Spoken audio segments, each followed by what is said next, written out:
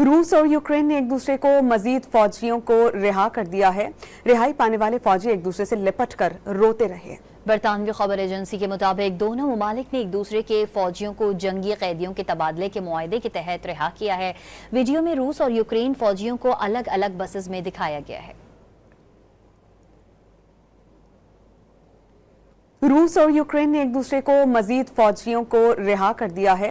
रिहाई पाने वाले फौजी एक दूसरे से लिपट कर रोते रहे। बरतानवी खबर एजेंसी के मुताबिक दोनों ममालिक ने एक दूसरे के फौजियों को जंगी कैदियों के तबादले के मुआहदे के तहत रिहा किया है। वीडियो में रूस और यूक्रेन फौजियों को अलग अलग बसेस में दिखाया गया है। रूस और यूक्रेन ने एक दूसरे को मजीद फौजियों को रिहा कर दिया है। रिहाई पाने वाले फौजी एक दूसरे से लिपट कर रोते रहे। बरतानवी खबर एजेंसी के मुताबिक दोनों ममालिक ने एक दूसरे के फौजियों को जंगी कैदियों के तबादले के मुआहदे के तहत रिहा किया है। वीडियो में रूस और यूक्रेन फौजियों को अलग अलग बसेस में दिखाया गया है।